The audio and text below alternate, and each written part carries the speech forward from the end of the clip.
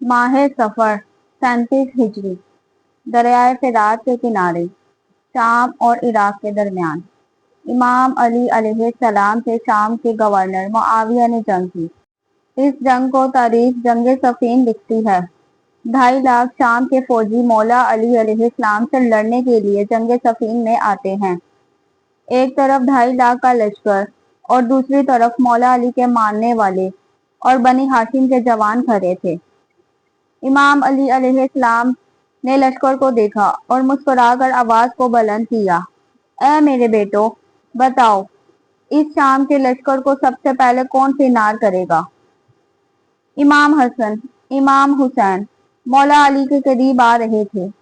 मौला अली ने हाथ से इशारा किया और फरमाया, ऐ शहजादो, मैंने अपने बेटों के लिए कहा है, रसूल के बेटों के लिए नहीं।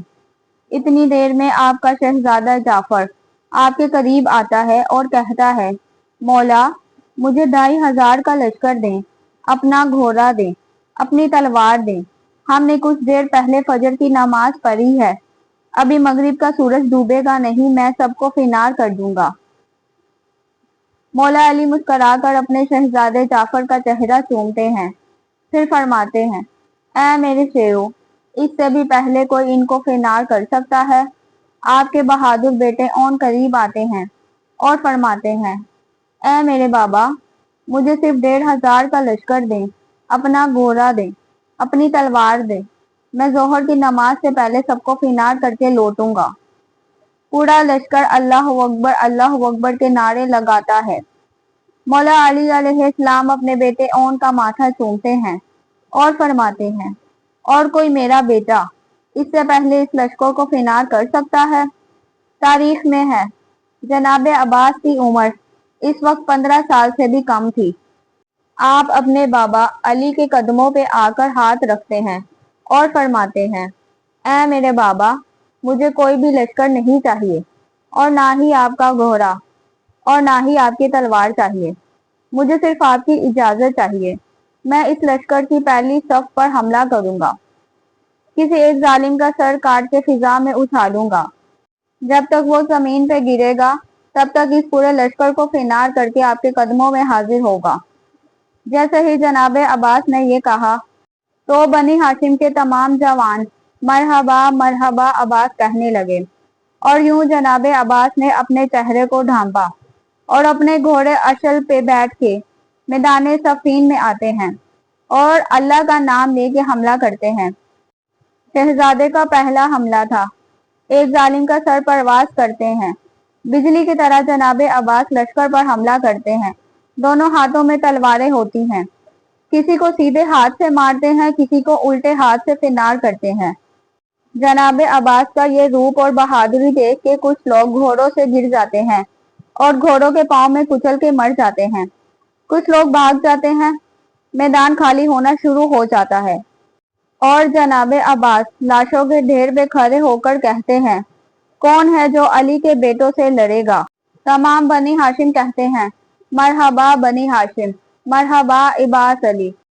तब से शाम वाले जनाब अब्बास के नाम से डरते थे और यूं जनाब अब्बास की शोहरत कूफा, मदीना और शाम और पूरी दुनिया में फैलने लगती है।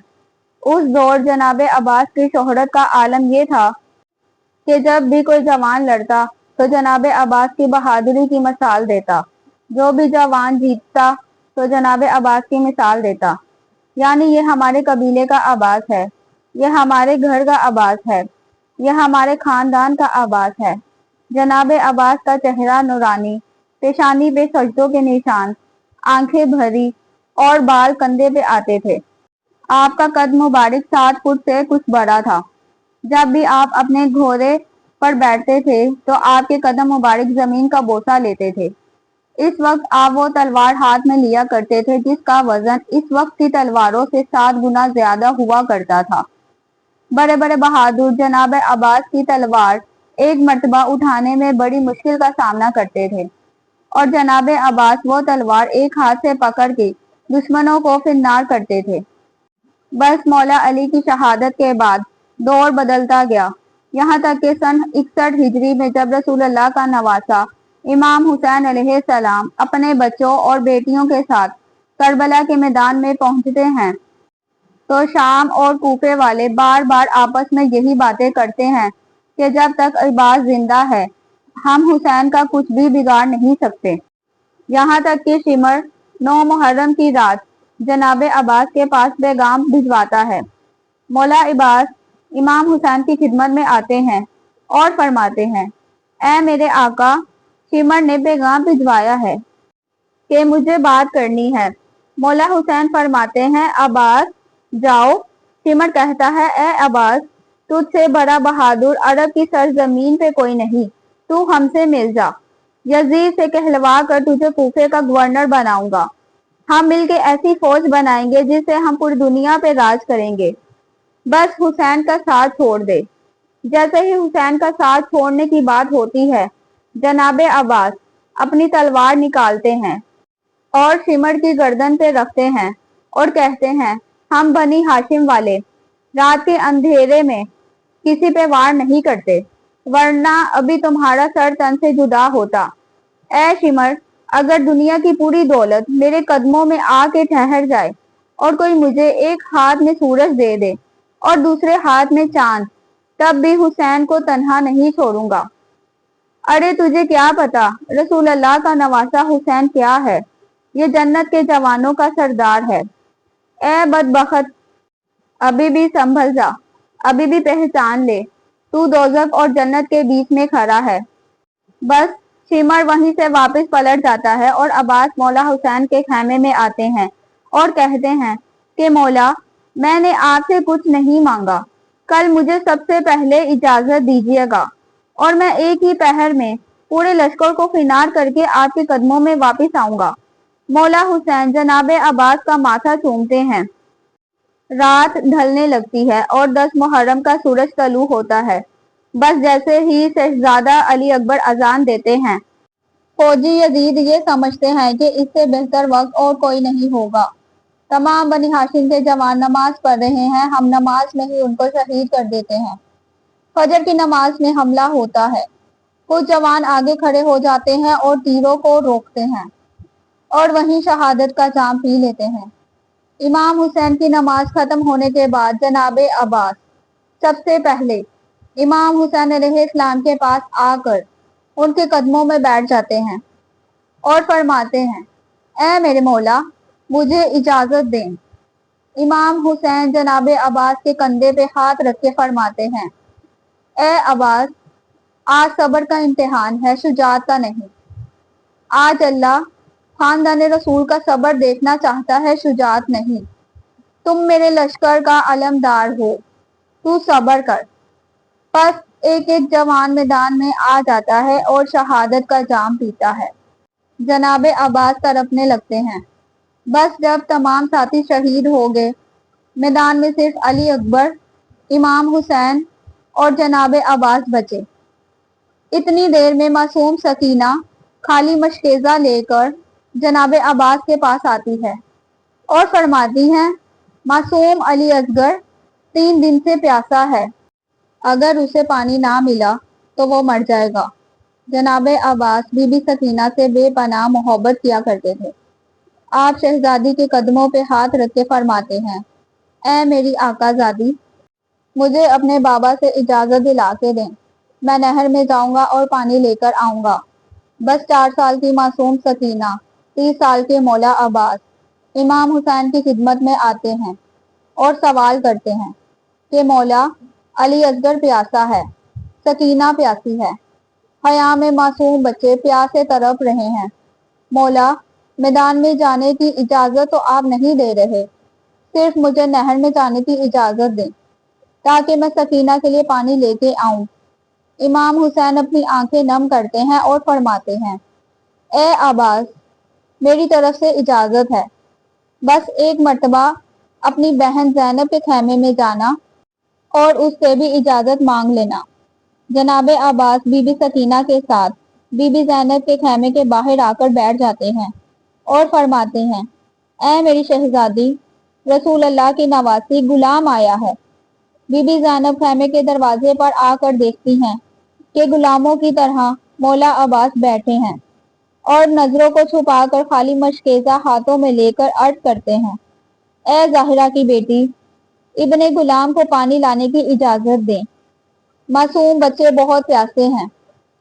بی بی زینب نے جیسے ہی عباس کا یہ سوال سنا تو اپنے بابا مولا علی کی وصیت کو یاد کرتی ہیں اور دل ہی دل میں کہتی ہیں، اب وہ وقت آ گیا جس کے لیے مجھے بابا نے کہا تھا کہ عنقریب وہ وقت آئے گا جب تمہیں قیدی بنایا جائے گا، کوفہ اور شام میں لایا جائے گا، پتھر مارے جائیں گے۔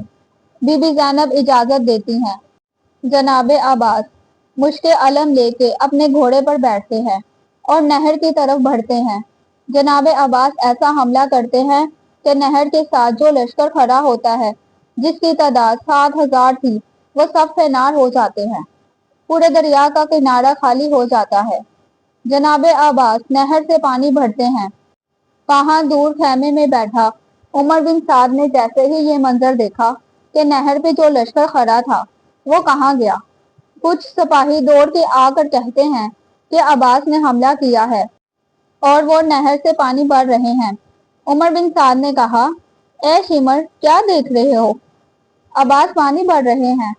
تم 20,000 تیر چلانے والے اور 80,000 کا لشکر لے کے فوراً نہر پہ جاؤ، عباس کا راستہ روکو۔ کچھ دور سے تیر چلائے، پرچیاں پھینکی، کچھ چھپ کے وار کرتے ہیں اور کچھ بھی ہو جائے پانی حسین کے خیمے تک نہ پہنچے۔ جناب عباس نہر سے پانی بھر رہے ہوتے ہیں۔ پانی بھرنے کے بعد مشک کو اپنے کندھے پہ سوار کرتے ہیں، ایک ہاتھ میں علم، دوسرے ہاتھ میں تلوار لے کے امام حسین کے خیمے کی طرف بڑھنا چاہتے ہیں۔ اتنے میں تیروں کی بارش ہوتی ہے، ایک طرف جناب عباس اور دوسری طرف 20,000 سپاہیوں کے تیر ایک تیر عباس پہ چلتے ہیں۔ جناب عباس کوشش کرتے ہیں کہ کچھ بھی ہو جائے کوئی تیر مشک پہ نہ لگے۔ وہ تیز تیز خیمے کی طرف بڑھ رہے ہوتے ہیں، مشک کو بچانے کے لیے سامنے ہاتھ رکھتے ہیں۔ اتنی دیر میں کھجور کے پیچھے سے کوئی ظالم وار کرتا ہے اور جناب عباس کا ایک بازو کٹ کے زمین پہ گر جاتا ہے۔ مولا عباس مشک علم کو دوسرے بازو میں سنبھال کے خیمے کی طرف بڑھتے ہیں اور مشک کو تیروں سے بچانے کے لیے آگے ہاتھ رکھ دیتے ہیں۔ کوئی دوسرا ظالم چھپ کے وار کرتا ہے، آپ کا دوسرا بازو بھی کٹ کے زمین پہ گر جاتا ہے۔ تیر مسلسل جناب عباس کو لگ رہے ہوتے ہیں۔ بس ایک تیر عباس کی آنکھ میں لگتا ہے اور 7 تیر ایک ہی وقت میں مشک پہ لگتے ہیں۔ مشک کا پانی بہنا شروع ہوتا ہے۔ آپ یہ چاہتے ہیں کہ جھک کر اپنے گھٹنوں کی مدد سے آنکھ کا تیر نکال دے، کیونکہ بازو تو پہلے ہی کٹ چکے تھے۔ آپ جیسے ہی تیر نکالنے کے لیے اپنے گھٹنوں کا سہارا لیتے ہیں تو پیچھے سے کوئی ظالم آپ کے سر پہ وار کرتا ہے۔ آپ گھوڑے کی زی سے زمین پہ آتے ہیں۔ مقتل کی تاریخ کہتی ہے، جناب عباس کا گھوڑے کی زی سے زمین سے گرنا تھا۔ وہاں فوجی یزید میں خوشیاں شروع ہو جاتی ہیں۔ وہ سب خوشی سے یہ کہنا شروع کرتے ہیں کہ ہم اب کربلا کی جنگ جیت گئے۔ ایک ساتھ جناب عباس کے جسم پہ حملہ کرتے ہیں اور جناب عباس کے پورے جسم کو زخمی کر دیتے ہیں۔ دور سے مولا حسین نے جیسے ہی یہ منظر دیکھا تو آپ علی اکبر کے ساتھ دوڑتے ہوئے میدان میں آتے ہیں۔ لشکر بھاگ جاتا ہے۔ جناب عباس کی لاش پہ پہنچتے ہیں۔ جناب عباس کا سر اپنی گود میں لیتے ہیں۔ مولا عباس امام حسین کی خدمت میں سلام آخر پیش کرتے ہیں اور کہتے ہیں کہ اے میرے مولا، میری ایک آنکھ میں تیر ہے اور دوسری آنکھ میں خون ہے۔ میں نے اپنی ماں سے سنا تھا کہ جب میری ولادت ہوئی تھی تو سب سے پہلے آپ نے مجھے اپنی گود میں لیا تھا اور میں نے سب سے پہلے آپ کی زیارت کی تھی۔ مولا، وقت آخر بھی آپ کی زیارت کرنا چاہتا ہوں۔ مولا حسین جناب عباس کی آنکھ کا خون صاف کرتے ہیں۔ جناب عباس امام حسین کی زیارت کرتے کرتے دارالفدا سے دارالبقا کی طرف کوچ کرتے ہیں۔ تاریخ لکھتی ہے کہ حضرت عباس کی شہادت پر امام حسین علیہ السلام نے فرمایا تھا، اب میری کمر ٹوٹ گئی اور میری تدبیر ختم ہو گئی۔ حضرت عباس کی یہ قربانی قیامت تک کے لیے وفا، اطاعت امام اور مظلوموں کی حمایت کا استعارہ بن گئی۔ اسی لیے آج بھی انہیں باب الحوائج حاجتیں پوری کرنے والا دروازہ کہا جاتا ہے۔